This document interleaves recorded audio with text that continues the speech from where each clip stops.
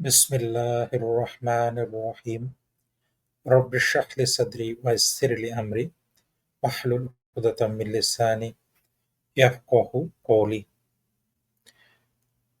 Doctor Zakir নায়েককে একজন যুবক প্রশ্ন করছেন, চলুন শুনে আসি ডক্টর জাকির নায়েকের উত্তর। আছেন। আমার কোনো কিছু বলার আগে আমি কেবল বলতে চাই, আমি যা জিজ্ঞেস করছি তাতে কাউকে অসম্মান করা আমার লক্ষ্য নয় এবং সবার কাছে আমি খুবই তরুণ। তাই কিছু বেঠিক বললে আমাকে ক্ষমা করবেন। আমার প্রশ্ন হচ্ছে, যতদূর আমি দেখেছি এবং জেনেছি, আমার চতুর্পাশে আমি দেখেছি ইসলাম প্রতিমা পূজায় বিশ্বাস করে না। তাই আমি জানতে চাই প্রতিমা পূজায় বিশ্বাস না করার কারণ কি? এটা আমার ১ম প্রশ্ন। ভাই প্রশ্ন করলেন যে তার বিশ্বাস মতে ইসলাম প্রতিমা পূজায় বিশ্বাস করে না।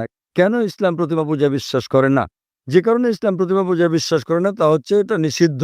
পয়েন্ট নাম্বার ১, আপনি ঈশ্বরের প্রতিমা বানাতে পারেন না। ঈশ্বরের প্রতিমা বানালেন আপনি ঈশ্বরকে অবমাননা করলেন।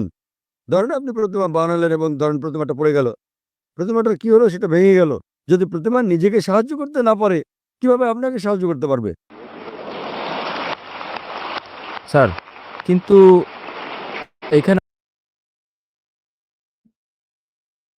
ডক্টর জাকির নায়েক বলছেন যে আসলে ইসলাম ধর্ম অনুযায়ী ঈশ্বর বা আল্লাহর প্রতিমা বানানো এটা সম্পূর্ণ নিষিদ্ধ, হারাম। আল্লাহ তাআলা এটা আমাদের জন্য সম্পূর্ণ নিষিদ্ধ করেছেন। এবং আমরা যদি বাস্তবিকই চিন্তা করি যে একটা প্রতিমা সেটা কি ঈশ্বর হতে পারে? এটা কিন্তু আমাদের কমন সেন্সেও আসে না। কারণ প্রতিমা সে মাটির তৈরি বা পাথরের তৈরি। সে একটি জড় পদার্থ। কিন্তু ঈশ্বর সর্বশক্তিমান। সুতরাং আমি যেই সর্বশক্তিমান ঈশ্বর, যে সবকিছুর মালিক, যে সকল কিছু সৃষ্টি করেছেন, সেই ঈশ্বর কত বিশাল, কত মহান। তাকে আমি যদি একটা মাটির মূর্তি তৈরি করে আমি ঈশ্বরের পরিবর্তে বা আল্লাহর পরিবর্তে আমি সেই মূর্তিটাকে পূজা করি, তাহলে নিশ্চয় সেই ঈশ্বরের হক আমি আদায় করছি না। তাকে যে প্রাপ্য সম্মান দেওয়ার কথা সেটা আমি দিচ্ছি না। সেই সম্মানটা আমি কাকে দিচ্ছি? অন্য কাউকে দিচ্ছি, একটা মাটির মূর্তিকে দিচ্ছি, যে কিনা ঈশ্বরের সেই সম্মান পাওয়ার যোগ্য নয়। তাহলে এটা অবশ্যই একটা অন্যায় কাজ। আমার পয়েন্ট হচ্ছে, যদি ঈশ্বরের প্রতিমা থাকে সেটা আসল ঈশ্বর না হতে পারে যিনি বিরাজমান। কিন্তু এটা আমাকে তার প্রতি উপাসনায় সহায়তা করে, প্রার্থনায় মনোযোগ বাড়িয়ে দেয়। যদি এটা সাহায্য করে আসল প্রার্থনায় মনোযোগ বাড়াতে, আপনার কি ধারণা এটা কি ঠিক? ভাই বলছেন যে সে প্রতিমা যদি ঈশ্বরের প্রতি মনোনিবেশে সহায়তা করে, সেটা কি তার জন্য ভালো নয়? কিন্তু ঈশ্বর যখন বলছেন আমার প্রতিমা বানিও না, তবুও কি আপনি বলবেন এটা স্রষ্টাকে মনোনিবেশে সাহায্য করে? এটা কি ঠিক না ভুল? যদি আপনি ঈশ্বরকে ভালোবাসেন তাহলে তাকে মান্য করবেন কিনা? যদি আপনি ঈশ্বরকে ভালোবাসেন তাকে মানতে হবে। ধরুন আপনি একটা কোম্পানিতে কাজ করেন এবং বস আপনাকে বলছেন যথাসময়ে অফিসে আসুন। আপনাকে ঠিক ১০টায় আসতে হবে। আপনি বলবেন না, আমি যদি ১১টায় আসি, আমি ঘুমাবো, আরো ফ্রেশ থাকবো, আমি ১১টায় আসবো। সেটা কি ঠিক না ভুল? সেটা ভুল। এরপর কিছু লোক আসলো ১০টায়, কেউ ১১টায়, কেউ বা আবার আসলো ১২টায়। না, না, কিন্তু আপনি জানেন না আমি ভালো কাজ করতে পারি। কেউ আসলো ১টায়, আবার কেউ আসলো ২টোর সময়। আপনার কি ধারণা কোম্পানিটি ভালো চলবে? না, আমি আমার বসকে খুব ভালোবাসি। বস বলছেন যথাসময়ে আসুন, টা মানে ১০টা।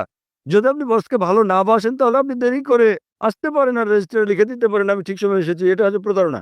তাই আল্লাহ স্পষ্ট করে বলে দিয়েছেন কোরআনে যে প্রতিমা পূজা করা নিষিদ্ধ। এটা এমনকি হিন্দু ধর্মগ্রন্থে উল্লেখ করা হয়েছে। সুস্পষ্ট করে বলা হয়েছে, আমি আগেও বলেছি, শ্বেতসূত্র উপনিষদে আছে, অধ্যায় নম্বর ৪ অনুচ্ছেদ নম্বর ১৯, যজুর্বেদ অধ্যায় নম্বর ৩২ অনুচ্ছেদ নম্বর ৩, না তাস্য প্রতিমা আস্তি, মহান ঈশ্বরের কোনো প্রতিমা নেই, কোনো প্রতিচ্ছবি নেই, কোনো ফটোগ্রাফ নেই, কোনো চিত্র নেই, কোনো প্রতিকৃতি নেই, কোনো প্রতিমা নেই, কোনো ভাস্কর্য নেই, কোনো মূর্তি নেই। যখন ঈশ্বর বলছেন কোনো মূর্তি নেই, কোনো ভাস্কর্য নেই, আপনি বলছেন না, না, মনোনিবেশ করতে আমার দেবতা দরকার। কথা কে বলেছেন? হিন্দু পণ্ডিতগণ। যখন আমি পণ্ডিতকে বলি যে এটা স্পষ্ট করে লেগেছে বেদে পূজা করা ভুল, তারা বলেন না, না, প্রথম দিকে যখন আমি প্রাথমিক ধাপে থাকি, নিম্ন পর্যায়ে আমার প্রতিমা পূজা প্রয়োজন মনোযোগের জন্য। যখন আপনি উচ্চ স্তরে, উচ্চ সচেতনতার স্তরে পৌঁছান তখন আর প্রতিমা দরকার নেই। তাই আমি হিন্দু পণ্ডিতদের বলি, মুসলিমরা ইতোমধ্যে সচেতনতার উচ্চ স্তরে পৌঁছে গেছে। আ স্যার স্যার আসলে যে প্রতিমা বলা হচ্ছে যে প্রতিমা থাকলে তার মনোনিবেশ করতে সুবিধা হয়। কিন্তু আপনি যেই সম্মান, যেই শ্রদ্ধা আপনি দিবেন আপনার সৃষ্টিকর্তাকে, যে ঈশ্বরকে বা আল্লাহকে, তা আপনি কাকে দিচ্ছেন? আপনি একটা মাটির তৈরি পুতুলকে দিচ্ছেন, যার কিনা কোনো ক্ষমতাই নেই। তাহলে আপনি কি তাকে সম্মান করছেন? না তাকে অসম্মান করছেন? এটা আমাদেরকে চিন্তা করতে হবে। যেমন আপনি যদি কোনো অফিসে জব করেন, অফিসের যে মালিক বা বড় কর্তা, তাকে আপনার সম্মান করা উচিত। তা না করে যদি আপনি অফিসের একজন দারোয়ানকে বা একজন নিম্নপদস্থ কর্মকর্তাকে সেই সম্মান করেন, যেই সম্মান করা উচিত আপনার অফিসের মালিককে বা অফিসের বড় কর্তাকে, তা যদি করেন, সেক্ষেত্রে কি হবে? সেটা বড় কর্তার জন্য অপমানকর। তাহলে কখনোই আপনি একটা মূর্তিকে উপাসনা করার জাস্টিফিকেশন দিতে পারেন না। আর সকল ধর্মগ্রন্থেই, বিশেষ করে কোরআন, বাইবেল, তওরা, সকল ইব্রাহামিক যে ধর্মগুলি আছে সেখানে কিন্তু প্রতিমা পূজা নিষিদ্ধ।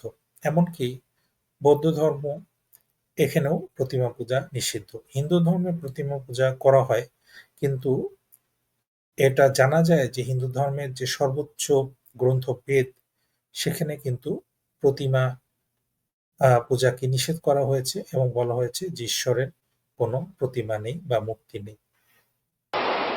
তবে যদি এটা আমাকে সাহায্য করে কোনোভাবে, তাহলে ঈশ্বর কেন বলবে এটা করো? কারণ আপনি ঈশ্বরকে হেয় করছেন। ধরেন আপনার বস বললেন 10টায় আসতে, না এটা আমাকে সহায়তা করে, আমি যদি 11টায় আসি শান্তি অনুভব করি, তাহলে আপনার বস আপনাকে বলবেন। যদি আপনার সহায়ক হয় তাহলে কোম্পানি থেকে বেরিয়ে যান, অন্য কোম্পানিতে যোগ দেন। যেখানে কেউ আসে 10টায়, কেউ 11টায়, কেউ 12টায় আসে। আপনি কর্মচারীকে বললেন 10টায় আসতে, ধরেন আমি কর্মচারী বললাম দুপুর 12টায় আসবো, আমি শান্তি অনুভব করি, এটা আমাকে ভালো লাগে, আমি প্রশংসা করি, আপনি খুব ভালো বস। আপনি কি পছন্দ করবেন? প্রতিদিন আপনি বলেন আমার বস খুব ভালো, আমার বস খুব ভালো, আপনি তসবিহ জপেন, আপনার জপমালা, আমার বস খুব ভালো। অন্য কর্মচারীরা বিকেলে আসে, 2টোর দিকে আসে, আমার বস খুব ভালো, আমার বস খুব ভালো। বস বলবেন ভাই, আপনি আমার প্রশংসা বন্ধ করেন, সময় মতো অফিসে এসে কাজটা করেন। তাই আপনার ঈশ্বর, আপনার স্রষ্টা, আপনার ধর্মগ্রন্থে আপনাকে বলেছেন, হিন্দু ধর্মগ্রন্থে, খ্রিস্টান ধর্মগ্রন্থে, মুসলিম ধর্মগ্রন্থে, প্রতিমা বানিও না। আপনি ঈশ্বরকে অবমাননা করছেন। এত ক্ষমতাবান ঈশ্বর, তার প্রতিমা বানাচ্ছেন। কে প্রতিমা বানাচ্ছে? কে বানাচ্ছে? মানুষ। তখন ঈশ্বর বলবেন আমি মানুষ জাতিকে বানিয়েছি, এখন মানুষই বানাচ্ছে আমাকে। কি বোকামি এটা! স্যার, কেন আপনি করেন না, না। যখন ঈশ্বর আপনাকে বলছেন প্রতিমার প্রয়োজন? এই ভাইটি বলছেন যে প্রতিমা উপাসনা করলে সে মনে শান্তি অনুভব করে। কিন্তু আমরা অনেক কিছুতেই মনে শান্তি অনুভব করতে পারি। যেমন একজন সিগারেট খেয়ে মনে শান্তি অনুভব করে। কিন্তু এই সিগারেটটা কিন্তু তার শরীরের জন্য ক্ষতিকর। আসলে আমাদের শান্তি অনুভব করতে হবে ঈশ্বরের কথা শুনে, তার অনুগত হয়ে। সে যেভাবে আমাদেরকে চলতে বলে, সেভাবে আমাদের চলতে হবে। এটা না যেভাবে আমরা চলতে চাই সেভাবে যদি আমরা চলি, তাহলে সেটা ঈশ্বরের ইচ্ছা অনুযায়ী চলা হলো না, আমার ইচ্ছা অনুযায়ী চলা হলো। এই প্রতিমা ছাড়া ঈশ্বরের প্রতি মনোনিবেশ করো। স্যার, আমরা ঈশ্বরকে সৃষ্টি করছি না। আমরা যখন প্রতিমা গড়ি এবং আমি ভাবি আমরা তাকে হেয় করছি না। যখন আমরা প্রতিমা বানাই, এটা কেবলই তার একটি আকৃতি বানানো এবং আমার ধারণা এটা তারই অংশবিশেষ। যদি এটা সেখানে আপনাদের থাকে না। বেদে উল্লেখ আছে? স্যার, আমি হিন্দু নই। আমি বেদে বিশ্বাস করি না। তাহলে কি আপনি খ্রিস্টান? আমি জৈন। জৈন। জৈনরা কি ঈশ্বরে বিশ্বাস করে? হ্যাঁ, তা করে। আপনি কি আপনাদের জৈন মতবাদ জানেন?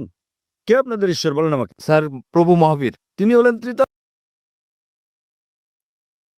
আসলে জৈন ধর্ম অনুযায়ী কিন্তু কোনো ঈশ্বরের অস্তিত্বে তারা বিশ্বাস করে না। এই ভাইটি যদিও জৈন, কিন্তু আসলে সে এটা জানে না। ত্রিতাঙ্কা, তিনি ঈশ্বর নন। আপনি জৈন মতবাদ জানেন না?